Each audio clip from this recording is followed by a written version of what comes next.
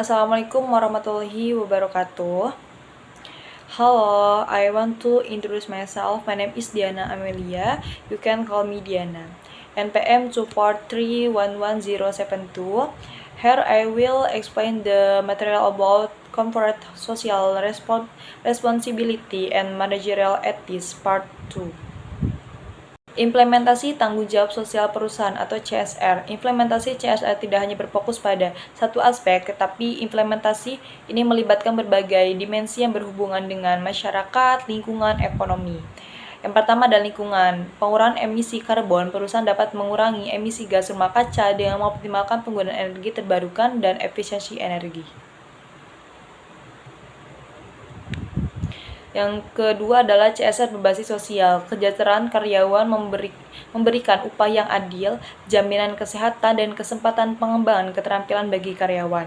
Pengembangan masyarakat ini, perusahaan dapat berinvestasi dalam pendidikan, fasilitas, kesehatan, serta mendukung program-program yang bertujuan untuk meningkatkan kesejahteraan sosial di sekitar lokasi operasional.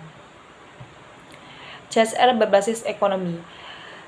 Memperdayakan ekonomi lokal, perusahaan dapat mengutamakan penggunaan produk dan layanan dari spoiler lokal yang mendukung ekonomi setempat. Tantangan dalam implementasi CSR. Walaupun CSR menawarkan banyak manfaat, implementasinya tidaklah tanpa tantangan. Beberapa tantangan yang sering dihadapi perusahaan dalam melaksanakan CSR antara lain, yang pertama adalah biaya yang tinggi, terus kurangnya pemahaman dan komitmen dari pemangku kepentingan. Terus yang ketiga adalah resistensi terhadap perubahan. Beberapa perusahaan mungkin mengalami resistensi terhadap perubahan, terutama jika mereka sudah terbiasa beroperasi dengan cara yang tidak terlalu memperhatikan aspek sosial dan lingkungan. Yang dia adalah pengukuran dampak. Mengukur dampak dari program CSR seringkali sulit dilakukan karena melibatkan aspek-aspek sosial dan lingkungan yang selalu dapat dihitung dalam angka. Yang ketiga adalah prinsip-prinsip etika manajerial. Adalah kepentingan bersama keputusan untuk menentukan dampak terhadap semua pihak yang terlibat, karyawan, pelanggan, pemegang saham masyarakat. Transparansi dan kejujuran. Manajer harus bersikap terbuka tentang keputusan dan kebijakan yang diambil, serta memberikan informasi yang akurat dan jelas pada pemangku kepentingan.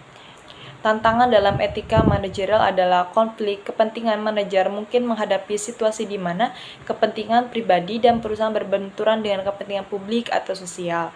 Yang C adalah pengambilan keputusan etis. Konflik kepentingan adalah manajerial mungkin menghadapi situasi di mana kepentingan pribadi atau perusahaan berbenturan dengan kepentingan atau sosial. Manajer dapat menggunakan berbagai alat dan pendekatan untuk membantu mereka membuat keputusan etis seperti analisis dampak etis, terus kode etik perusahaan. Kesimpulannya adalah bagian kedua ini menekankan bahwa CSR bukan hanya tentang memberikan sumbangan sosial atau menjaga kelestarian lingkungan, tetapi juga terkait erat dengan cara perusahaan menjalankan operasi dan mengelola hubungan dengan pemangku kepentingan. Sementara itu, etika manajerial adalah menjadi kunci untuk memastikan bahwa keputusan yang diambil dalam proses manajerial mencerminkan nilai-nilai moral dan tanggung jawab.